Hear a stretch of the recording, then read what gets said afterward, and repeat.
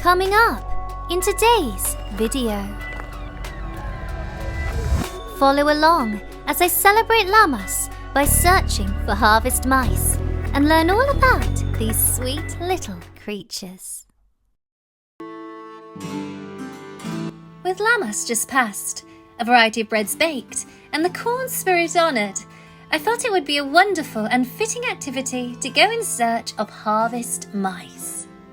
For this, I've decided to take a trip over to the Malvern Hills, Wyche County, the perfect destination for a witchy witch like me.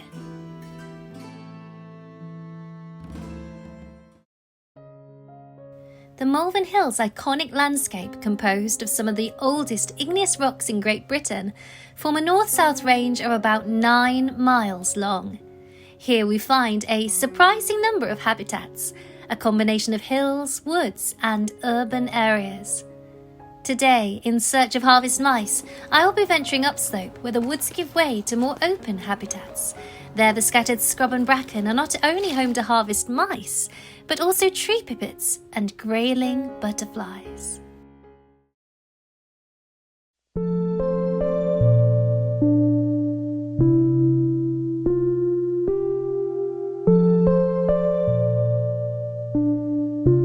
My journey begins here, at the Wyche Inn, the county's highest pub with views to the east overlooking the Severn Valley.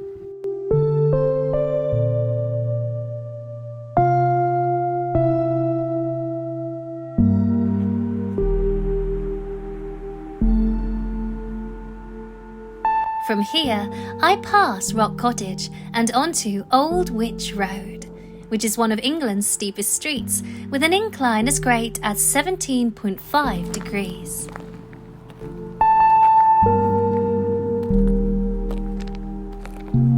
Heading south, I enter into the Wyche Cutting, a pass through the Malvern Hills that was once part of an Iron Age salt route.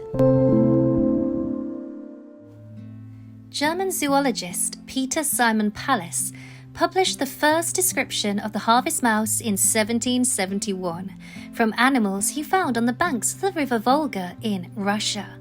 He named the mouse Micromis minutus, which translates from the Latin as smallest tiny mouse. A few years before him, however, the Reverend Gilbert White had actually described the mouse in Britain in a letter dated 1767. I have procured some of the mice mentioned in my former letters, a young one and a female with young, both of which I have preserved in brandy. From the colour, shape, size and manner of nesting, I make no doubt but that the species is nondescript. They are much smaller and more slender than the Mus domesticus medius of Ray, and have more of a squirrel or dormouse colour. Their belly is white. A straight line along their sides divides the shades of their back and belly.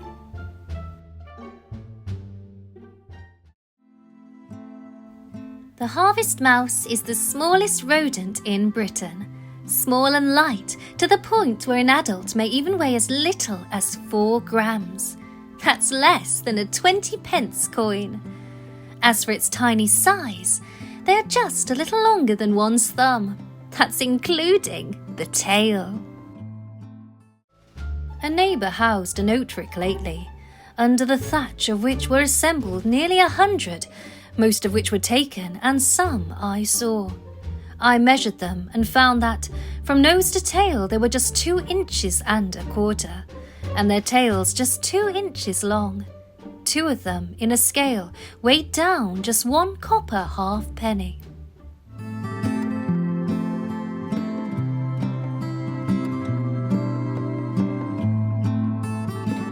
Continuing on my journey, I arrived at Holy Well, where the water is believed to have healing properties. In Victorian times, this was the most important spring in the Malvern area, and many people flocked here to take the water cure. Nowadays, many will still come here to sample Malvern water, though not everyone believes in its healing properties. Collecting water from the Malvern Hills is still very popular. The water here is very pure, And like our tap water, it hasn't been artificially filtered. It has no additives, and unlike other natural waters, it contains very little dissolved minerals.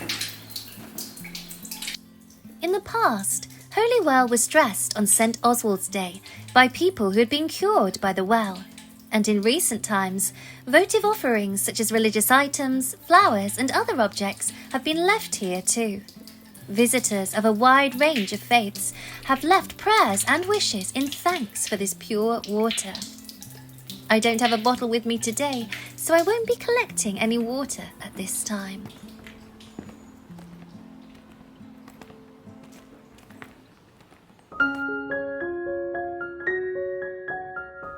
Though Gilbert White discovered the mouse before Pallas, his description of the species wasn't published in a scientific journal until 18 years after that of Pallas's, which is why Pallas gets the credit for the mouse's discovery, and this is also why you will often see it written as Micromis minutus Pallas in scientific works.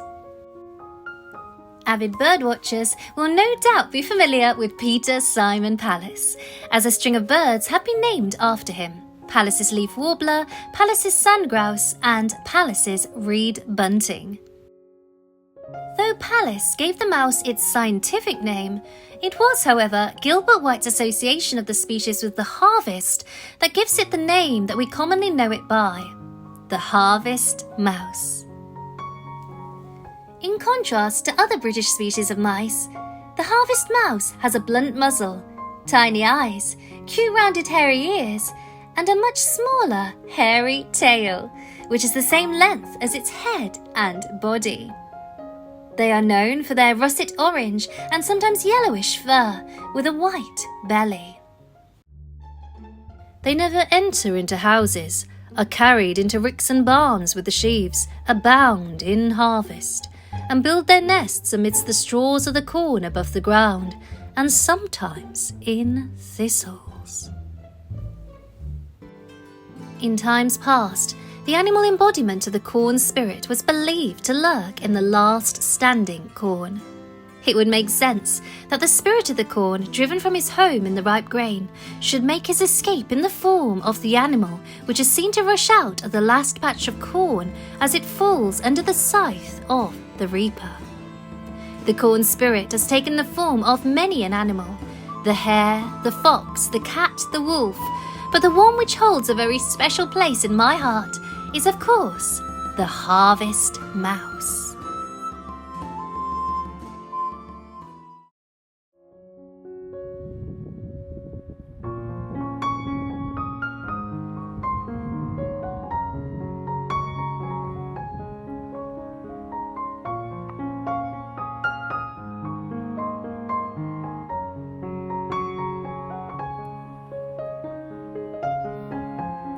I stopped to admire the breathtaking views before shortly continuing on my journey in search of harvest mice, and it wasn't long before I arrived at Berrington's quarry.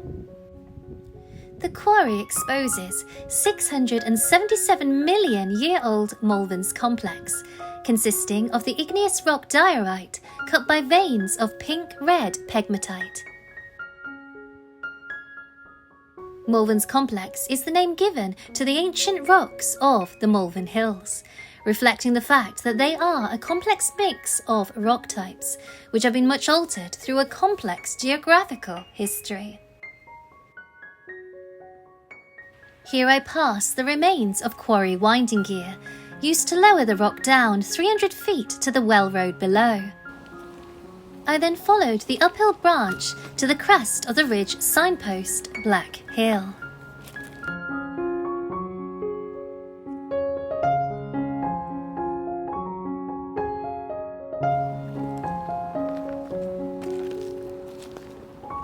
On my way up, I found this sweet little, almost heart-shaped rock greeting me, and so I decided to take him home to join my family of stones.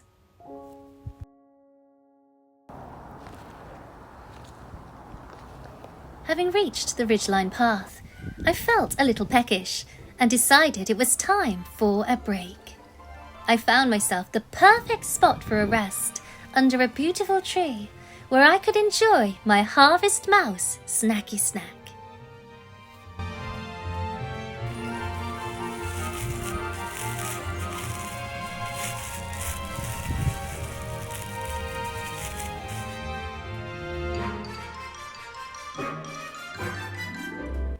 I love this gingery bread. I always find it so heartwarming to see the harvest mouse's sweet little face. He makes for a lovely companion when travelling alone at Lammas time. Though this is no ordinary harvest mouse, for he has a secret inside his belly. He is the embodiment of the corn spirit.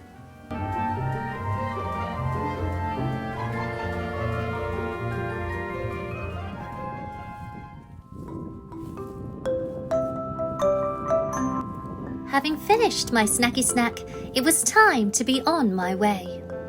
Harvest mice are very secretive and charming creatures. They do react quickly to disturbance, however, and so they can be quite hard to spot. So where can we find these charming creatures? Harvest mice are usually found in the stalk zone of long grasses and reeds, particularly around dusk and dawn.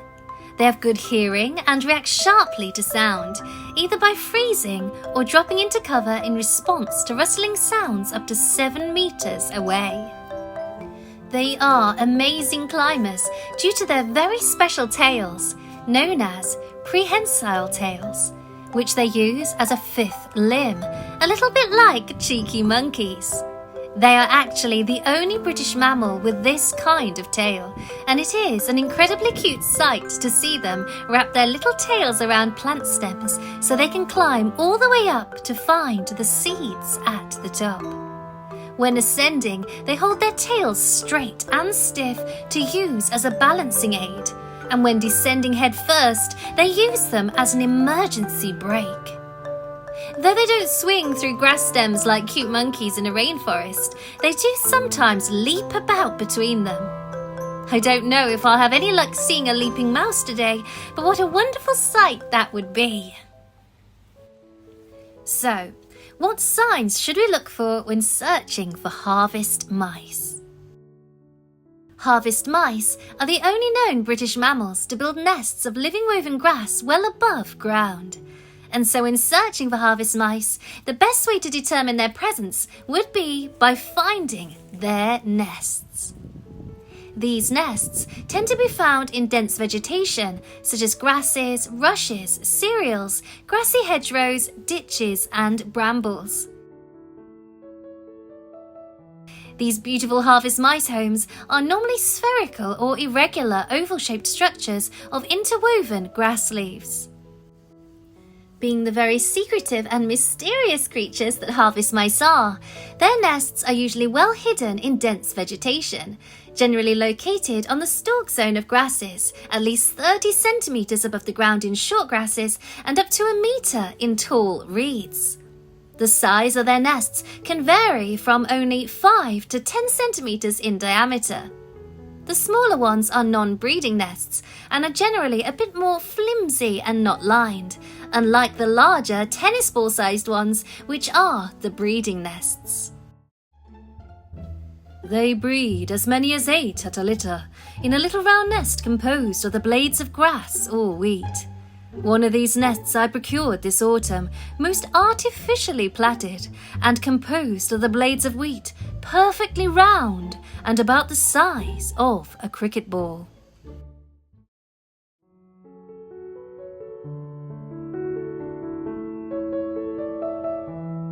Unfortunately, after spending the day searching for harvest mice, I hadn't actually found any. However, I'd thoroughly enjoyed my time at the Malvern Hills and returned home with my new rock friend.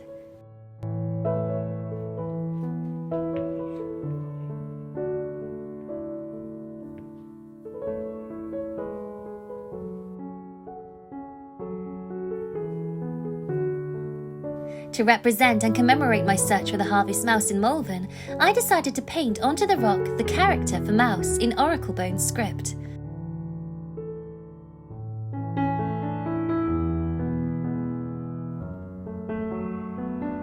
I chose yellow, both to represent Lammas, and also, of course, the corn spirit.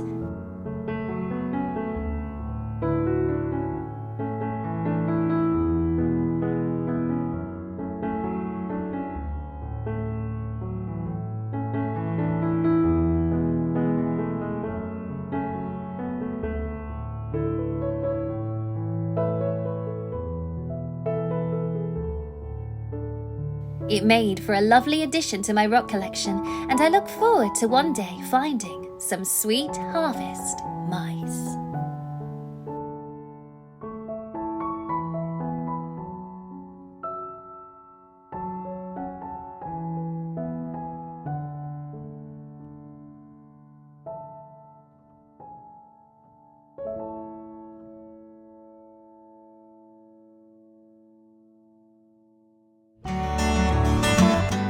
Joining along with me on today's journey. If you enjoyed this video, please give it a thumbs up and remember to subscribe and comment for more content. And I will see you in my next video. Bye!